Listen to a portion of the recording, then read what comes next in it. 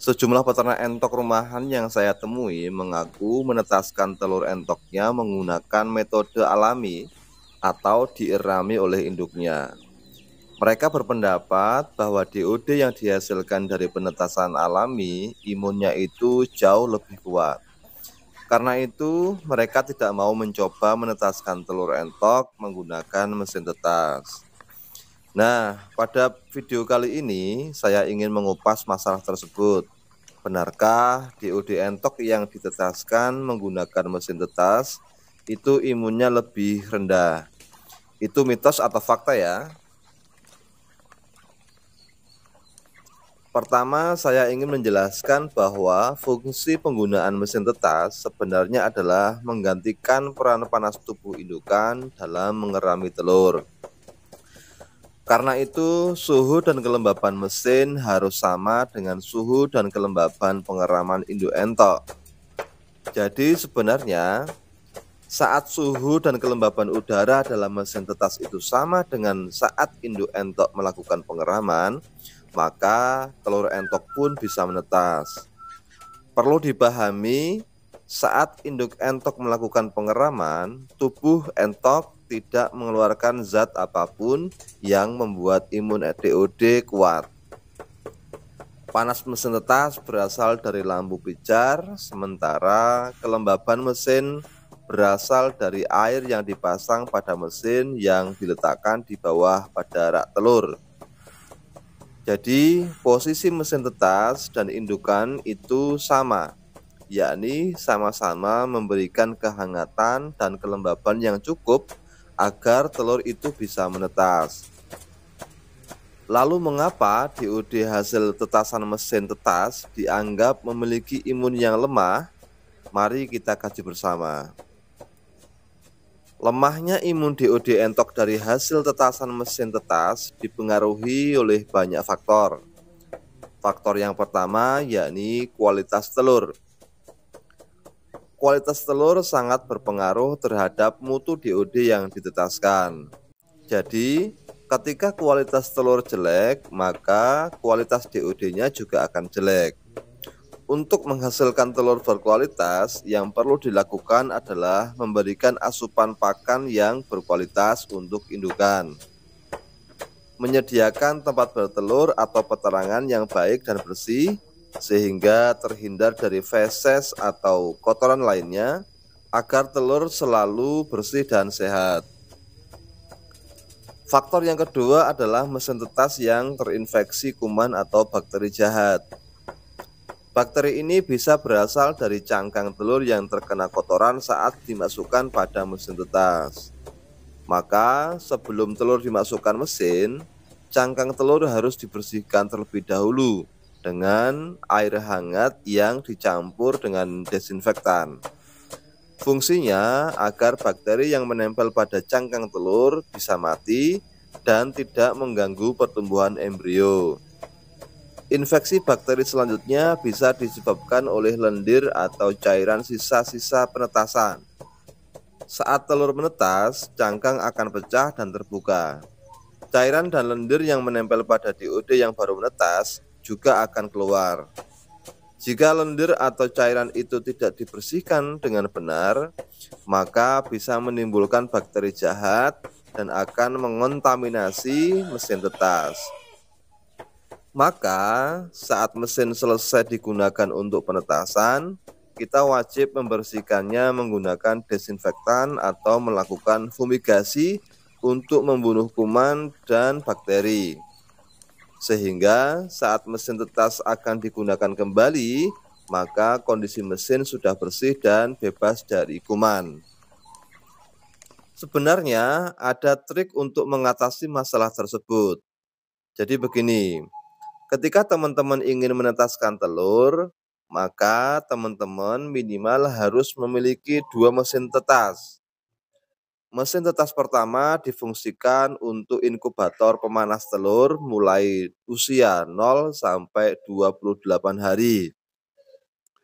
Saat usia telur di mesin sudah mencapai 28 hari, telur tersebut kemudian dipindahkan ke mesin tetas yang kedua yang berfungsi untuk ruang persalinan.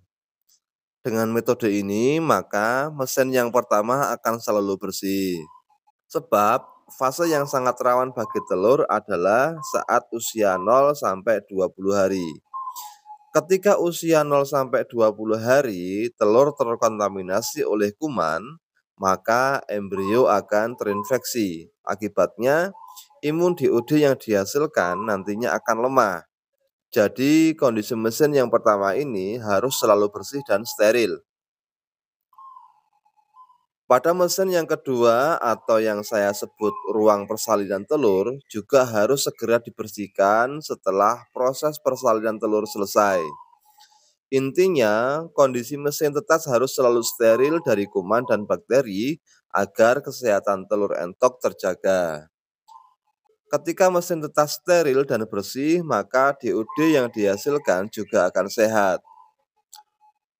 Untuk tata cara penetasan telur entok menggunakan mesin tetas akan saya kupas di video yang akan datang. Faktor yang ketiga adalah pembalikan telur di mesin tetas. Kenapa DOD hasil pengeraman indukan imunnya bagus? Karena proses pembalikan yang dilakukan oleh induk entok sangat baik dan teratur sesuai dengan insting yang dimilikinya. Pada proses penetasan telur menggunakan mesin tetas juga wajib dilakukan pembalikan telur secara teratur. Pembalikan telur minimal dilakukan 3 kali sehari, yakni pagi, siang, dan sore hari.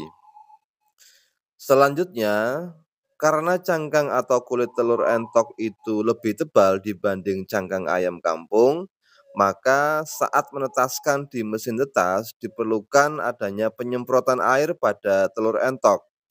Hal ini agar kulit telur akan lunak sehingga anak entok bisa lebih mudah keluar dari cangkangnya saat menetas. Jadi kesimpulannya, perbandingan kualitas imun DOD entok antara penetasan menggunakan mesin tetas dan induk entok memiliki kualitas imun yang sama, sepanjang tata laksana pemeliharaan telur dan mesin tetas dilakukan dengan benar. Perlu saya sampaikan bahwa permintaan pasar terhadap DOD entok sangat tinggi.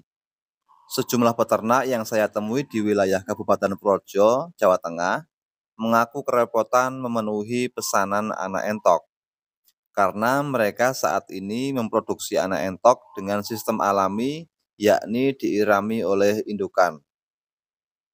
Dalam beberapa tahun ke depan, saya memprediksikan bahwa usaha ternak entok akan semakin digemari oleh masyarakat. Hal ini akan berdampak pada kebutuhan DOD entok yang juga akan semakin meningkat. Karena itu, dibutuhkan percepatan dalam memproduksi DOD entok agar kebutuhan pasar terhadap DOD bisa tercukupi. Salah satu upaya yang bisa dilakukan adalah melakukan percepatan produksi menggunakan mesin tetas telur. Penggunaan mesin tetas telur ini juga akan menambah keuntungan bagi peternak, karena masa produksi telur indukan makin cepat, DOD yang dihasilkan makin banyak, tingkat penjualan akan semakin meningkat, dan tentunya keuntungan juga akan semakin besar. Penggunaan mesin tetas menurut saya sangat efektif dalam menunjang usaha ternak entok. Bukti bahwa mesin tetas sangat efektif sudah diterapkan pada usaha pembibitan anak ayam, baik ayam kampung, ayam petelur, dan ayam broiler. Tiap hari ratusan ribu bahkan jutaan anak ayam se-Indonesia diproduksi untuk memenuhi kebutuhan pasar.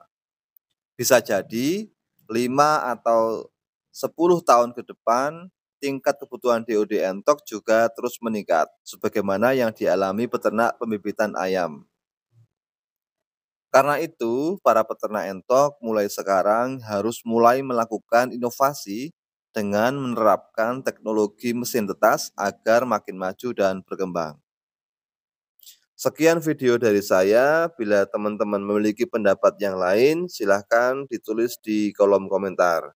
Sampai jumpa di video berikutnya.